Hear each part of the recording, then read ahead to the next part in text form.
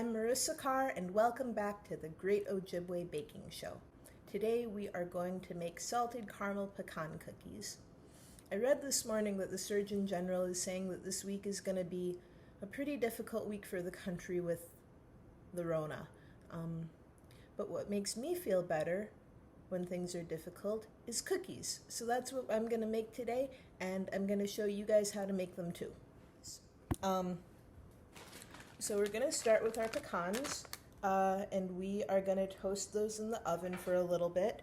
I have pre-chopped pecans. This is just the amount of pecans that are left in this bag, so that's what I'm going to use. But if you were like in a situation where you were trying to measure shit, you could probably go with like a half cup or more if you want a lot of pecans in your cookies. Cool. So we got that going. I'm gonna pop it in the oven real quick. You know, people say pecans a lot of different ways. Some people say pecan, some people say pecan, and according to uspecans.org, there's no wrong way to say it. Personally, I beg to differ. The correct way to say it is pecan. And I know this because pecan is an Ojibwe word. In Ojibwe, the word bagan is nut. Bagan, pecan. I think you can see where this is going. Anyway, we just toasted our pecans. Those just came out of the oven. They're nice and toasty. I should have mentioned this earlier, but I put them on a baking sheet with a rim, and that's important because what you don't want is pecans sliding off your baking sheet and falling to the bottom of your oven and burning. And the next thing we're gonna do is we're gonna take a stick of butter. I'm gonna be mixing these cookies in my KitchenAid stand mixer, so that's the bowl that I'm using. In the bowl of my mixer, first I'm gonna take a stick of butter. And you want a stick of butter that's been softened to room temperature. If you use butter that's really cold, your cookies are going to be hard to mix. You're not going to get the texture that you want. Conversely, if you use melted butter, you're also not going to get the texture that you want. So I took this butter out of the fridge like 45 minutes ago and just let it chill on the counter. So now, drop that in the fucking bowl. Next, I'm gonna add 2/3 of a cup of packed brown sugar. And so when you scoop your sugar, you want it nice and like compacted into your measuring cup like that. That's 1/3. I'm gonna do 2.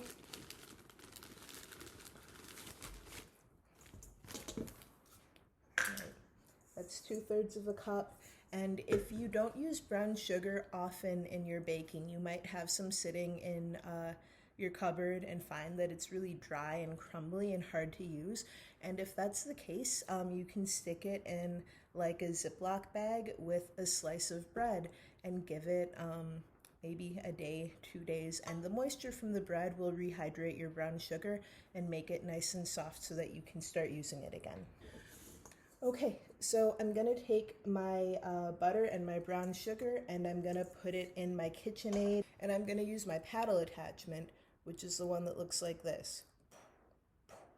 Okay, we've got our butter and our brown sugar mixed together, so it looks like this. You want everything like really mixed together so that kind of all of the little brown sugar particles are coated with butter, and that's called creaming it.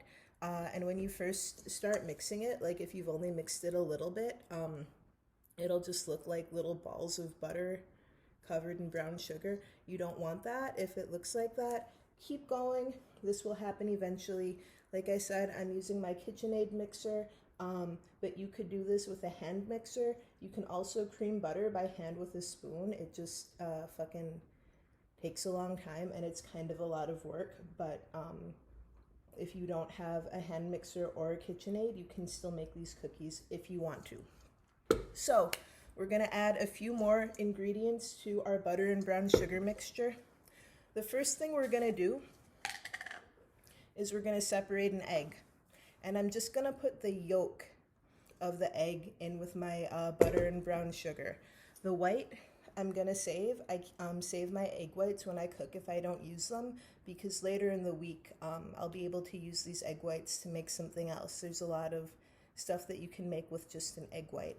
Now, this recipe makes a small batch of cookies. If you wanted to double it to make more, you don't need 2 egg yolks. You could just put the whole egg right in your cookies.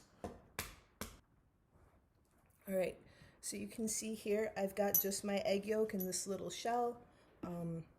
The white is sitting in here, chilling, waiting for me to make, I don't know, a Swiss meringue maybe? Could be anything, we'll see. But anyway, the yolk is going in here. And then I also want to add some vanilla extract. I'm using about a teaspoon. You can use more or less if that's what you like. And I'm also going to add a teaspoon of white vinegar. And the reason why I'm putting white vinegar in there is because with the dry mixture, which we're going to get to in just a little bit, there's going to be baking soda in there, and the white vinegar is an acid, so it's going to react with that baking soda and give our cookies a little bit of rise. You know, they're not cakes, like we don't want them to have a ton of rise, but it'll help give them a little texture. And finally, just for a little extra flavor, we're gonna throw in a tablespoon of whiskey, which, again, you could probably adjust to taste. I would not do more than a tablespoon because at that point your cookie dough is gonna start getting really wet, and that's also something that will affect the texture of your cookies. So now that I've got all of that stuff in this bowl, I am going to put it back in my KitchenAid stand mixer, mix it all up again, and then start putting my dry ingredients together. Okay, cool. So we got all of our wet ingredients mixed together. And when everything's really well mixed, it should look like this. You might notice that the color is a lot paler than it was before. So you want to mix all of this stuff together until it's fluffy and until the color is a lot lighter than it was. So just fucking, you know, mix that shit until it starts to get really light colored. So I'm going to put this aside. And next up, I'm going to take a different bowl. You may recognize this one from yesterday. It's my favorite bread bowl. It's good for other shit too, though. And now I'm going to put together my dry ingredients. And my dry ingredients are pretty simple. The first thing I'm going to need... Oh, hang on. Sorry. That was still wet from the drying rack. And one thing you definitely don't want to do is put a wet measuring cup into a bin full of flour. So now that this shit's dry, I'm going to take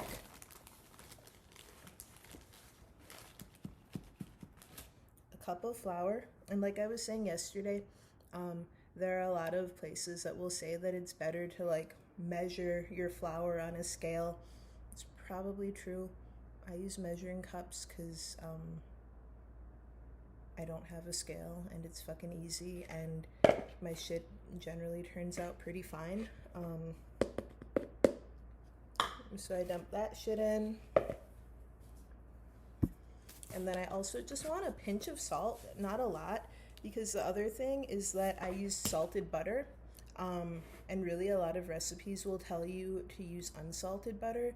I love salt, so I just use salted butter. And also it's more convenient because that way if all you buy is salted butter, then you can use it for baking, or if you want to put butter on something you're eating. And unsalted butter I think is really only good for baking. So anyway, I'm just going to add a little bit more salt, not a lot because there's already salt in the butter. And then finally, I just want a 1/4 cup of baking soda. I don't need a lot. So here's my baking soda, and I'm just put a 1/4 cup in there. Some recipes might tell you to sift your dry ingredients together, which is definitely a thing that you can do. I often will just mix them together to use a wire whisk, using a wire whisk, because that way If there are any little clumps in there, it'll break those guys up, get all of your ingredients nice and incorporated, and then you can move on to your next step. All right, cool. So now all of our dry ingredients are mixed together, and now I'm gonna add these together with the wet ingredients. So what I 100% do not wanna do is just take all this shit and dump it into all this shit right away. What I'm gonna do is I'm just gonna add a little bit. So you can see there's a little bit in there and still plenty left in here. I'm gonna put it on the mixer to go, and then I'm gonna add more in gradually. And I would say probably I'll take like 3 or 4 turns to get all of this incorporated into my wet mixture. So let's go.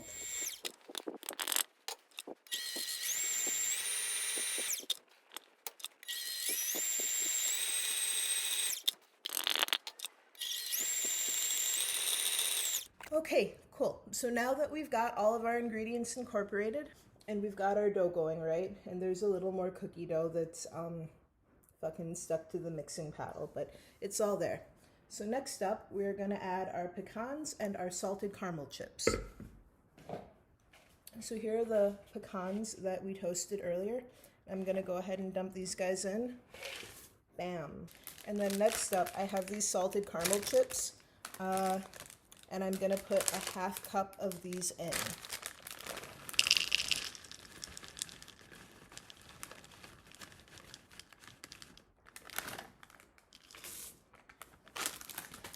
Now you could do more salted caramel chips if that's what you like. Personally, for my taste, I often find that a lot of cookies, like a chocolate chip cookie for example, the cookie dough is already sweet, and then if there are too many chips, it's just like too much sugar.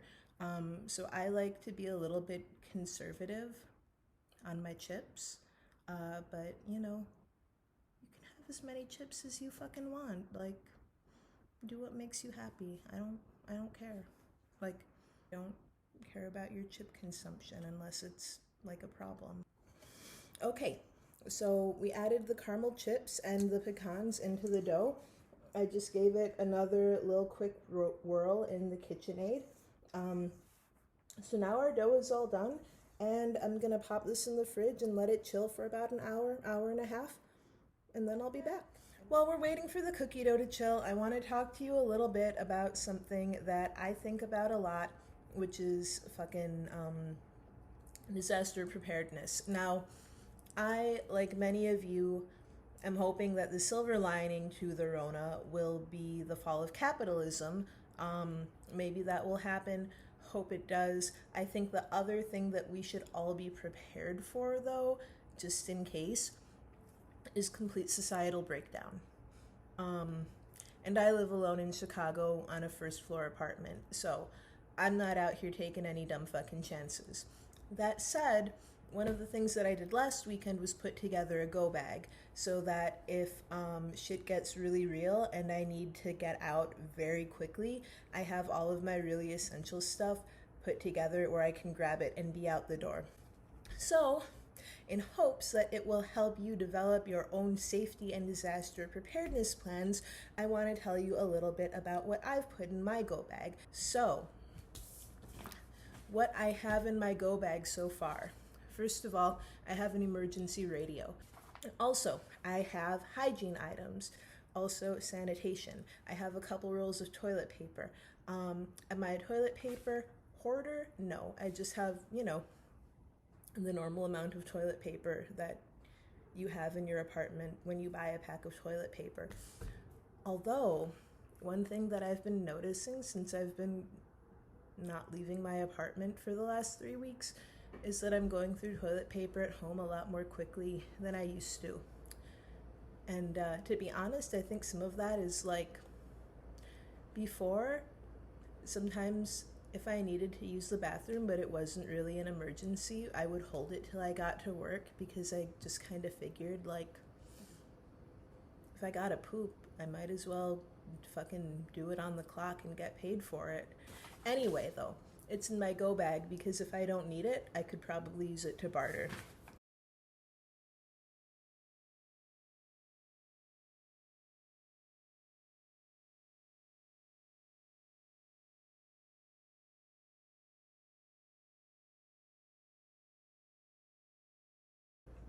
yeah, so hopefully that helps some of you guys as you think about disaster preparedness and how to stay safe.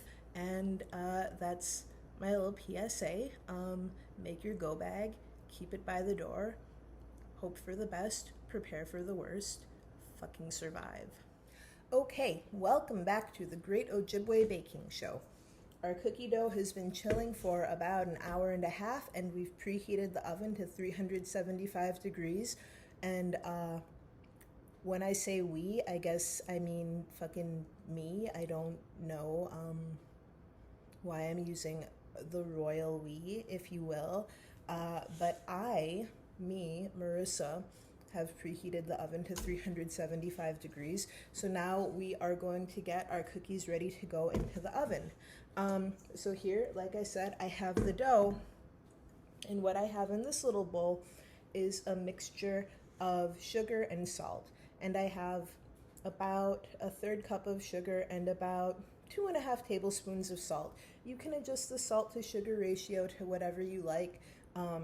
I like a really, nice salty kick for my salted caramel cookies.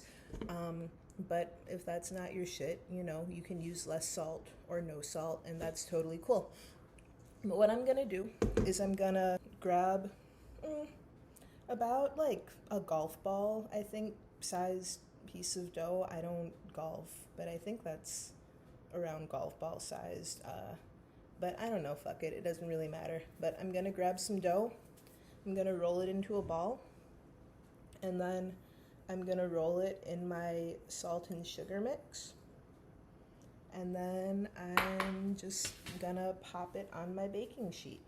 So, fun story, while the cookie dough was chilling, my dad called and asked what I was doing, and I told him I was making cookies, and he was like, "Making cookies? You're baking again? If you're not going anywhere and you can't go to the gym and you just sit at home baking all day, you're gonna get really fat." It's like, oh no, not that. Anything but that. What will I do? Anyway, thanks, Dad. So, we've rolled out our cookies. Oh shit, they're rolling. Okay, we rolled out all of our cookies. There we go. We rolled out all of our cookies. We rolled them in sugar.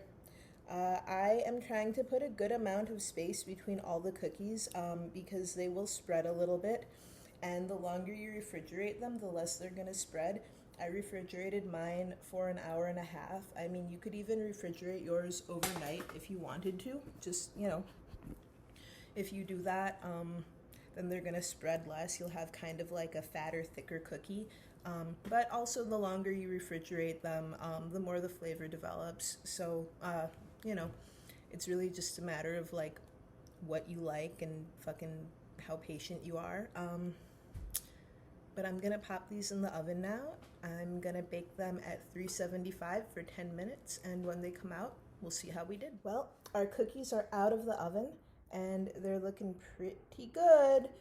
This recipe makes a dozen. If you don't want to eat fucking a dozen cookies, you can always roll the dough into balls and then freeze the balls. I would not do the salt and sugar mixture before I freeze them. I would just do that before they go into the oven. But they're done. You can freeze them. They have what I believe Paul Hollywood from the Great British Baking Show would call a nice bake. So let's see how we did.